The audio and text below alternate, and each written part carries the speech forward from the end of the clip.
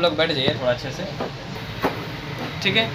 तो उसके पास जो है हो जाता है अच्छे से, ठीक है। देखो भाग रहे हैं कहीं के लिए, चलो देखिए जरा। ऐसा कुछ नहीं है कि हम लोग कुछ मतलब उसमें रिकॉर्ड कर रहे हैं तो उसमें कोई वो वाली बात है, ठीक है। तो चलिए देखिए, एक बार हम लोग क्लास में हैं इसलिए। तो सबसे पहले अभी देखिए हम आपको यहाँ पे एक हैंडसेट दिखा रहे हैं, तो इसमें प्रॉब्लम क्या है देखिएगा, ठीक है। जैसे मैं इसको पावर ऑन कर रहा हूँ तो ये चालू नहीं हो रहा है, ठीक है। बीच बीच में रोक लेना, ठीक है। जैसे ज़्यादा कोई लंबा डिस्कस रहेगा तो ठीक है, तो मतलब अच्छे से कीजिएगा कि जैसे क्लास तरीका होता है आए बढ़िया से, ठीक है। तो जैसे मैं इसको ऑन कर रहा हूँ तो ऑन नहीं हो रहा है, तो हम लोग इसको देखिए यहाँ पे मतलब चार्जिंग लगाते हैं तो चार्जिंग दिखाता है कि नहीं दिखाता है। तो चार्जर कनेक्ट कर दिया इसमें, देखिए चार्जिंग नहीं दिखा रहा है, लेकिन इसका मैं बैटरी निकालता हूँ और चार्जर लगाया हूँ तो ये कुछ रिस्पांस देता है क्या कि नहीं देता है। तो इंडिकेट किया, ठीक है, इंडिकेट कर रहा है क्या, लूज करने, ठीक है। तो ये देखिए मतलब बैटरी फिर से लगा देता हूँ और ठीक है। तो ये देखो वहाँ पे एम्पेयर भी ले लिया और यहाँ पे एमआई भी आ गया, ठीक है। देखो ये एमआई आ गया ना, और ये एमआई आने के बाद ये चार्जिंग नहीं शो करेगा, यहाँ पे नहीं कर रहा है, ठीक है, यहाँ पे नहीं कर रहा है ये। तो यहाँ पे और कुछ भी नहीं दिखा रहा है, ये सिर्फ एमआई लिखा हुआ है। तो मतलब इसमें एमएमसी प्रॉब्लम हो सकती है, लेकिन हमने कई सारे बॉक्स में चेक किया तो ये बता नहीं रहा है कि एमएमसी प्रॉब्लम है, किसी में बता नहीं रहा है। मतलब कोई कोई ऐसे भी टूल होते हैं जो ना वो बता नहीं पाते हैं एक्चुअली में हमको कौन मतलब ऐसे चालू रखेगा, ठीक है। कोई कोई मतलब जो से कुछ काम का चीज़ बता रहा हूँ तो चालू रखना, ठीक है। चालू ही है। हाँ, तो मतलब कोई कोई ऐसे बॉक्स रहते हैं मतलब जो मतलब ऐसे बाहर से एमएमसी की इंफॉर्मेशन नहीं ले पाते हैं। जैसे हमने इसको CM2 में रीड किया तो क्या बता रहा है, लेस देन 80% से कम इसका एमएमसी क्या हुआ है, कंज्यूम हुआ है। फिलहाल फिर भी तो ये आगे नहीं बढ़ रहा है ना, कुछ नहीं आ रहा है, लोगो आ रहा है। तो लोगो आने का मतलब क्या हुआ, या तो एमएमसी में प्रॉब्लम है तो CPU में प्रॉब्लम है, दोनों में से एक ही जगह।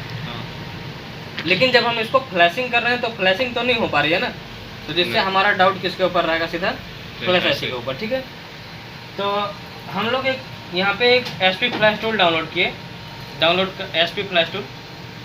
तो देखिए कहाँ पर है, ये वाला, ठीक है। इसको मैं डाउनलोड किया, SP फ्लैश टूल को ओपन करते हैं, जैसे इसको ओपन करते हैं, यस ओपन किया। इसमें हमें DA लोड कर लेना है और फाइल भी लोड कर लेना है, ठीक है। अब देखिए मैं यहाँ से डाउनलोड में क्लिक करता हूँ और ये मोबाइल को कनेक्ट करता हूँ, देखिए इसको कनेक्ट करता हूँ, कनेक्ट कर दिया। डिवाइस मैनेजर में देखिए कि ये पोर्ट बनाया कि नहीं बनाया, तो ये पोर्ट तो नहीं बनाया। तो हम क्या करते हैं, इसका एक बार वॉल्यूम अप एंड डाउन दबा के कनेक्ट करते हैं। तो वॉल्यूम अप एंड डाउन में दबाया हूँ और कनेक्ट करता हूँ, तो देखो कनेक्ट किया, ठीक है। तो इस टाइप से बोल रहा है कि ये फाइल लगेगा, इसको ऑथेंटिकेशन फाइल लगेगा, ठीक है। तो यहाँ पे मैं चूज में क्लिक करता हूँ और देखता हूँ कि इसमें ऑथेंटिकेशन फाइल है कि नहीं है, तो है, लोड कर दिया, ठीक है। अब फिर से इसको करके देखता हूँ, डाउनलोड में क्लिक,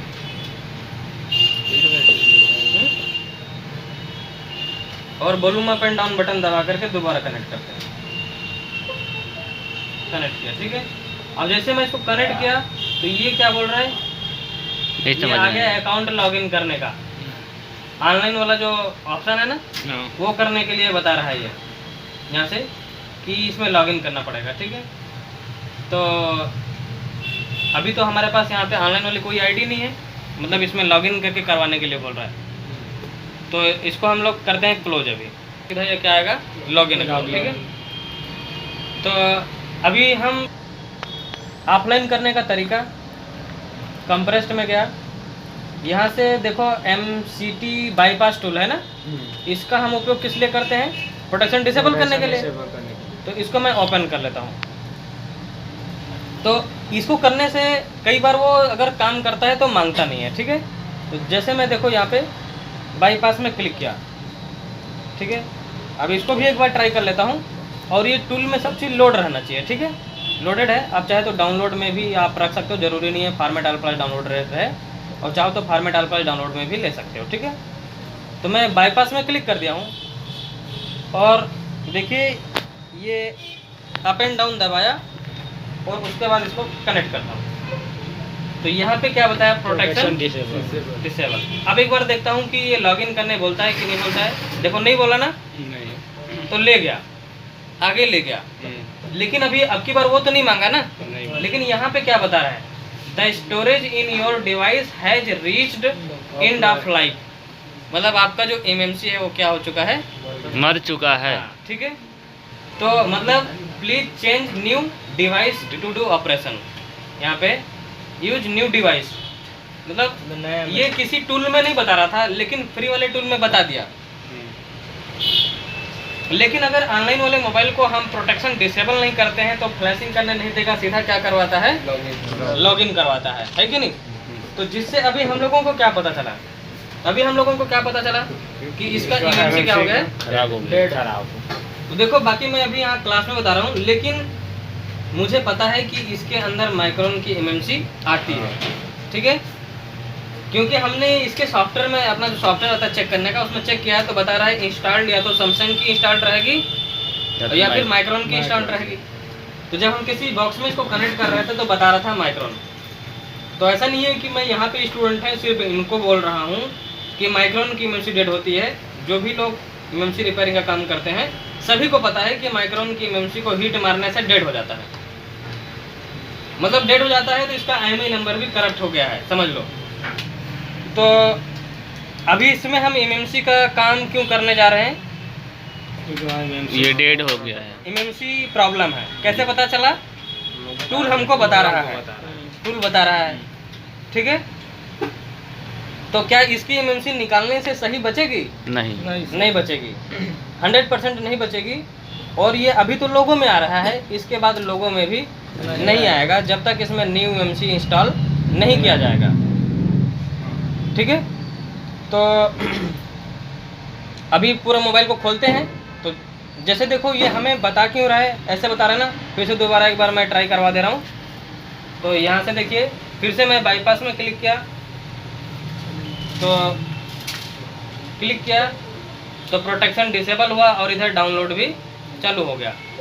तो ये यहाँ पे बता रहा है storage in your device has end of life, मतलब आपका जो एमएमसी है वो क्या हो चुका है, ठीक है। यहाँ पे स्टेटस बता रहा है स्टेटस स्टोरेज लाइफ एग्जॉस्ट, मतलब आपका जो एमएमसी है उसका लाइफ क्या हो चुका है, खत्म हो चुका है, ठीक है।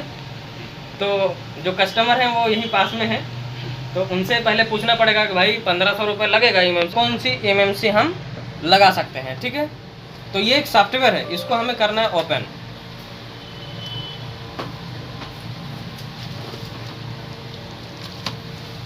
इसको लॉगिन करना है।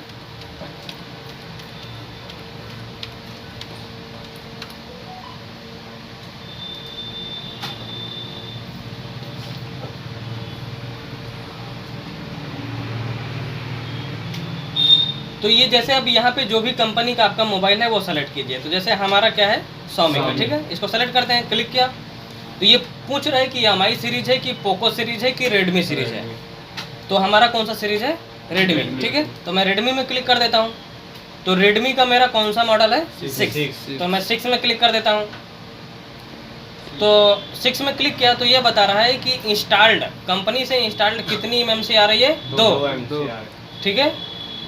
एक सैमसंग की और दूसरी माइक्रोन की, ठीक है। अगर मैं माइक्रोन में क्लिक करता हूँ तो इसके आगे कुछ बताता है कि नहीं बताता है, ठीक है। क्लिक किया तो ये बता रहा है कि जो माइक्रोन की एमएमसी लगी आ रही है उसका यहाँ पे कोई डिटेल नहीं बता रहा है, ठीक है। रोम, वोल्टेज, रैम ये सब नहीं बता रहा है, ठीक है।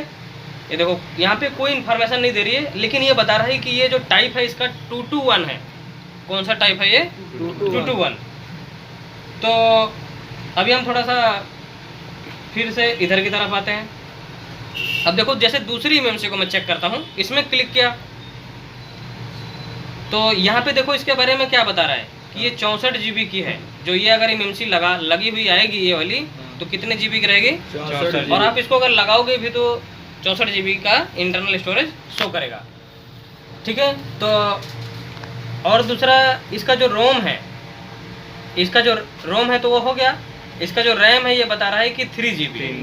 रैम क्या बता रहा है? 3 GB। और ये रैम का वोल्टेज वगैरह है तो बाकी डिटेल इसमें दिया नहीं है, लेकिन इसका भी टाइप क्या है?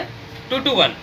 तो मतलब जिसका VGA टाइप अगर सेम है तो वो MMC लग जाएगी। तो आपको एक MMC लेना है और उसे रिबॉलिंग कर लेना है, AV5 बॉक्स में लगा लेना है। तो मैंने एक ऐसे ही मिलता जुलता पुराने हैंडसेट से निकाल लिया है MMC और अब उसे रिवॉल्व करके AV5 बॉक्स में लगा लिया है। इस प्रोसेस को मैंने कट कर दिया है क्योंकि आपको MMC निकालने लगाने आता है। तो अब देखिए सीधा प्रोग्रामिंग बताते हैं आपको। तो देखिए वीडियो बहुत बड़ा है तो इसमें मैं कुछ चीज़ें आपको बता दे रहा हूँ, आप वीडियो को ध्यान से देखेंगे तब समझ में आएगा। ये सिर्फ मैंने इन्फॉर्मेशन के लिए बनाया है, स्टूडेंट की जानकारी के लिए बनाया है।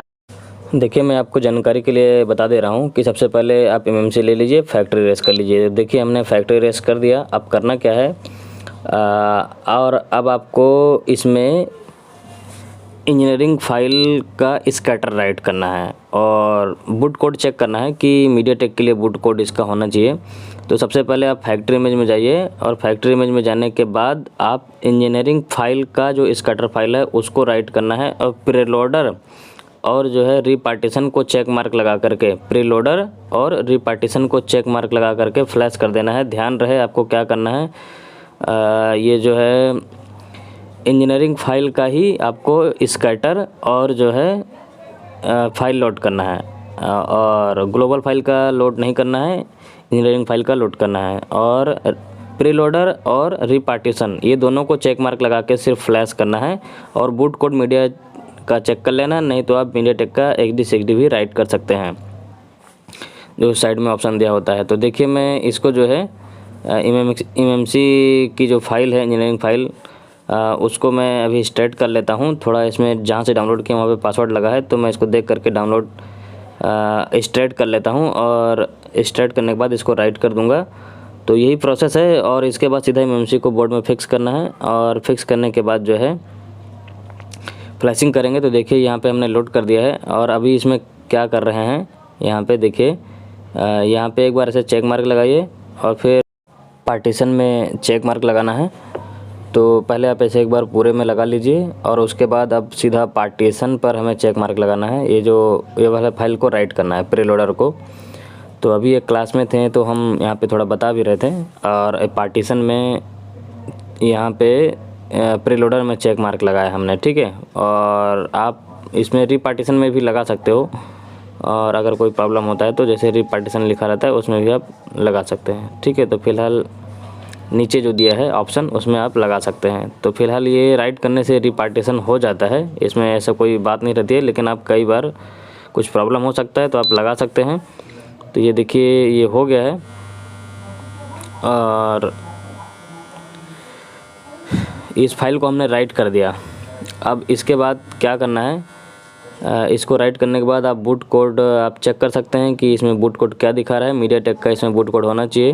तो देखिए इसमें मीडियाटेक का बूट कोड शो कर रहा है, तो ठीक है। और अब हमें सीधा MMC को क्या करना है, फिक्स कर देना है। तो चलिए देखिए हम MMC को इसमें बोर्ड में फ़िक्स कर देते हैं और फिक्स करने के बाद जो है इसमें फ्लैशिंग करेंगे। तो फ्लैशिंग करने का प्रोसेस आपको पता है कि इसे फिर से फ्लैश करना है इंजीनियरिंग फाइल से। तो ये मोबाइल जो है इंजीनियरिंग मोड में ऑन होगा, यानी टेस्ट मोड में ऑन होगा और फिर हमें इसमें मेटा मोड के द्वारा IMEI नंबर राइट करना है। तो जानकारी के लिए मैं ये सभी चीज़ें पहले से आपको बता दे रहा हूँ और यहाँ पर मैं अभी इसको इसमें MMC को फिक्स कर देता हूँ और MMC फिक्स करने के बाद जो है इसमें वही फ्लैशिंग करना है। और पहले हमें ध्यान रखना है कि कैसे फ्लैश करना है, इंजीनियरिंग फाइल से फ्लैश करना है। इंजीनियरिंग फाइल फ्लैश हो जाने के बाद क्या करना होता है, IMEI नंबर राइट करना होता है। IMEI नंबर राइट करने के बाद ही हमें इसमें लेटेस्ट फ्लैश फाइल से फ्लैश करना होता है। तो यही प्रोसेस है और आप देखते रहिए, समझते रहिए और मैं आपको यहाँ तक बता देता हूँ। और इसके बाद मतलब वीडियो बड़ा है तो वहाँ पर इतना लंबा बोलना जो है पॉसिबल नहीं है और जैसे ही कंप्लीट हो जाएगा तो आपको पूरा प्रोसेस दिख जाएगा। और हाँ, एक चीज़ मैं बता दे रहा हूँ कि इसमें हमने आपको जो है डुअल आई में राइट करके दिखाया है, डुअल आई में जो इसमें राइट किया गया है। और कुछ प्रॉब्लम आता है इसमें, जैसे कि आई नंबर राइट करने के बाद फ्लैशिंग हो जाने के बाद NV करप्ट का मैसेज आता है, तो उसके लिए एक रजिस्टर होता है जो निकालना होता है। तो वो मैं मतलब इसमें डाल नहीं रहा हूँ, आप इंटरनेट पर चेक कर लीजिए। NV डाटा करप्टेड आता है तो फिर उसके लिए कौन सा रजिस्टर हटाना होता है ये आप चेक कर लीजिएगा और उसको रिमूव कर दीजिएगा, तो आपका सेट नॉर्मली चालू हो जाएगा। और MMC फिक्स करने के बाद अभी हम इसको हैंडसेट को कनेक्ट करेंगे, मतलब पूरे असेंबल करेंगे। असेंबल करने के बाद फिर से फ्लैश करेंगे। और फ्लैशिंग के लिए हमें ध्यान रखना है कि हमें फ्लैशिंग के लिए MCT बाईपास टूल यूज करना होता है, क्योंकि ऑथेंटिकेशन लगता है और मतलब सिक्योरिटी जो रहती है ऑनलाइन की, तो प्रोटेक्शन डिसेबल करना पड़ता है। प्रोटेक्शन डिसेबल के बिना ये नहीं होता है। तो ये देखिए हमने इसको यहाँ से ऐसे देखा फिक्स कर लिया है और ये टच किया तो ये देखिए हिल रहा है, तो मतलब यानी ये लग गया है। और ये MMC निकालते समय जो लोग नए हैं तो वो भी ध्यान देते रहें। देखिए बाजू में CPU रहता है तो आप उसको प्रोटेक्ट कर दीजिए जिससे कि कोई प्रॉब्लम इसमें ना आए। तो हमने प्रोटेक्ट करके रखा हुआ। जैसे ही ये ठंडी हो जाती है MMC, उसके बाद हम इसको असेंबल करके और फ्लैशिंग चालू करेंगे। तो आप वीडियो को ध्यान से देखेंगे तभी समझ में आएगा, क्योंकि ये बस मैं एजुकेशनल पर्पज़ के लिए बनाया हूँ। वीडियो तो बहुत सारे रहते हैं, लेकिन क्या है बहुत सारे लोग इसमें समझाए नहीं रहते हैं, बताए नहीं रहते हैं। लोग देखते हैं तो समझ में नहीं आता है, इसलिए हम अपने स्टूडेंट को समझाने के लिए ही जो है ये वीडियो में हम बोल करके बता रहे हैं कि जिससे समझ में आ जाए कि कैसे करना है। तो हमने मदरबोर्ड को फिट कर लिया है और अब हम फ्लैशिंग करने चल रहे हैं। तो इसका फ्लैश टूल और आप गूगल में सर्च करके कहीं से भी डाउनलोड कर लीजिए फ्लैश टूल। और इसका जो फ्लैश टूल में मतलब इसका ऑथेंटिकेशन फाइल भी आएगा, वो भी आप डाउनलोड कर लीजिए। और सभी चीज़ें DA ऑथेंटिकेशन लोड कर लीजिए और उसके बाद बाईपास टूल को ओपन कर लीजिए। प्रोटेक्शन डिसेबल करके इसको फ्लैश करना है। तो देखिए मैं फ्लैशिंग कर दे रहा हूँ। जैसे हमने सभी फाइल लोड कर लिए हैं और अब सीधा फ्लैशिंग करने के लिए रेडी हैं। तो अब क्लास में रहती है तो कोई प्रोसेस समझाने के लिए हमें इसमें कोई चीज़ें रिपीट भी करनी पड़ती हैं। तो देखिए यहाँ पे जो ये फाइल है इसको हमने जा कर के यहाँ से इमेजेस के अंदर मिलेगा, यहाँ से ऐसे फाइल को हमने लोड कर लिया है। और अब इस प्रोटेक्शन को डिसेबल करेंगे। प्रोटेक्शन डिसेबल करने के लिए हम इसमें जाते हैं जहाँ पर हमने टूल रखा हुआ है MCT बाईपास टूल, उसको ओपन कर लेते हैं। और देखिए यहाँ पर कहीं रखा हुआ है तो मैं देख रहा हूँ कहाँ पर है, ये है। तो इसको मैं ओपन कर लेता हूँ और बाईपास करके फ्लैशिंग करूँगा। तो फ्लैशिंग आगे का आप जानते हैं, तो मैं जानकारी के लिए आपको बता दे रहा हूँ कि यहाँ पे अभी हम किससे फ्लैश करने वाले हैं, इंजीनियरिंग फाइल से। तो इंजीनियरिंग फाइल को फ्लैश कर रहे हैं और जैसे ये फ्लैशिंग कंप्लीट होगी तो ये मोबाइल टेस्ट मोड में ऑन होगा, यानी इंजीनियरिंग मोड में ऑन होगा। और फिर हम IMEI नंबर को राइट करेंगे और IMEI नंबर मेटा मोड में राइट होगा। तो देखिए प्रोसेस चालू कर ले रहे हैं। तो अभी प्रोसेस ये देखिए, सबसे पहले हम बाईपास में क्लिक किए। टूल सब चीज़ रेडी हो जाने के बाद हमने बाईपास में क्लिक किया और बाईपास में क्लिक करने के बाद टूल लोडेड है। और जैसे ये प्रोटेक्शन डिसेबल बताता है तो फिर हम डाउनलोड में क्लिक कर देंगे। ये देखिए प्रोटेक्शन डिसेबल हुआ और अब हम सीधा डाउनलोड में क्लिक कर देते हैं, डाउनलोड होते रहेगा। तो देखिए ये जो है कंप्लीट डाउनलोड हो रहा है और इसमें थोड़ा सा टाइम लगेगा। तो जब तक के लिए मैं वीडियो को फास्ट कर देता हूँ और आप देखते रहिए, समझते रहिए। तो देखिए फ्लैशिंग हो रही है और अभी मतलब जल्दी से कंप्लीट हो जाएगी, क्योंकि वीडियो मैंने फास्ट कर दिया है और क्योंकि टाइम ज़्यादा लगता है वीडियो में और फिर आपको देखने में भी बोरिंग लगेगा। तो इसलिए देखिए डाउनलोड कंप्लीट हो गया है और अभी मोबाइल ये ऑन हो गया है। तो अब सीधा इसमें हम IMEI नंबर राइट करेंगे। तो देखिए हमारे पास जो स्टिकर में IMEI नंबर लिखा हुआ था वो एक ही था, तो हम इसके लिए एक टूल डाउनलोड कर लिए हैं, QCN टूल है, जिसमें IMEI नंबर हमारा दोनों पता चल जाएगा, मतलब एक डालने से दोनों पता चल जाता है। और उसके बाद हमने ये UMT से IMEI नंबर को राइट कर दिया, ठीक है। और वीडियो फास्ट है तो आप देखेंगे ध्यान से तभी दिखेगा। हमने IMEI नंबर को राइट कर दिया है और ये देखिए दोबारा फ्लैशिंग कर रहे हैं। और अब की बार हम कौन से फाइल से फ्लैश कर रहे हैं, लेटेस्ट ग्लोबल फाइल से हम फ्लैश कर रहे हैं इसको। तो ये इसमें भी मैंने वीडियो को फास्ट किया है कि जल्दी से फ्लैशिंग कंप्लीट हो जाए। ये डाउनलोड हो गया, अब मोबाइल को ऑन कर लेते हैं। तो यहाँ पे थोड़ा टाइम लगेगा, तो मैं इसको पॉज करके फिर जैसे ये बूट करता है, देखिए ये NV करप्ट का मैसेज आ गया। अब इसके लिए हमने रजिस्टर इसमें रिमूव किया था, वो आप चेक कर लीजिए गूगल में। और ये टूल हमने यूज़ किया था IMEI नंबर के लिए। तो देखिए मोबाइल पूरा ऑन हो गया है रजिस्टर रिमूव करने के बाद। और इसमें मैं अभी IMEI नंबर चेक करके आपको दिखा देता हूँ। IMEI नंबर चेक करने के लिए *06 डायल करेंगे तो IMEI नंबर आपको शो कर जाएगा। आप टेक्नीशियन हैं तो आपको पता ही है किससे IMEI नंबर देखा जाता है।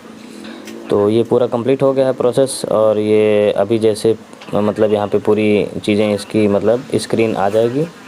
तो इस तरीके से मतलब ये सिर्फ एजुकेशनल के लिए हमने बनाया हुआ है वीडियो, और जानकारी के लिए स्टूडेंट को समझने के लिए। और इस तरीके से ये पूरा कंप्लीट मोबाइल रेडी हो गया। और MMC का प्रॉब्लम आने से इसी तरीके से किसी भी हैंडसेट में किया जाता है। और उसमें किसी भी हैंडसेट में MMC रिपेयर करने के लिए हमें कुछ फाइलों की ज़रूरत होती है, जैसे इंजीनियरिंग फाइल की ज़रूरत होती है। तो ये आपको गूगल से ही मिलेगा। तो आप इस तरीके से डाउनलोड करके और काम कर सकते हैं, और आप बेहतर तरीके से काम कर सकते हैं। तो अगर आपको कोई जानकारी चाहिए या आप हमसे ट्रेनिंग लेना चाहते हैं, नए स्टूडेंट हैं, तो आप हमें कांटेक्ट कर सकते हैं और हम आपको कम फीस में बेहतर से बेहतर सिखाएंगे। और हमारे पास देखिए हमने MMC वीडियो डाला इसीलिए कि हमें MMC चेंज करना और रिपेयर करना, आपको प्रोग्रामिंग करना, ये सभी चीज़ें सिखाएंगे। हार्डवेयर सॉफ्टवेयर, मोबाइल का हार्डवेयर सॉफ्टवेयर कंप्लीट। तो इस वीडियो में इतना ही, फिर आगे किसी वीडियो में हम मिलेंगे। क्लासेस रहती हैं इसलिए सिंगल होने की वजह से ज़्यादा हम वीडियो अपलोड नहीं कर पाते हैं और रिकॉर्डिंग भी नहीं कर पाते हैं। इसलिए कोई स्टूडेंट जब रिकॉर्डिंग करता है तो वीडियो हम अपलोड करते हैं। और हमारे चैनल पे सॉफ्टवेयर की बहुत सारी वीडियो आने वाली हैं, उसको देख करके आप सॉफ्टवेयर सीख सकते हैं।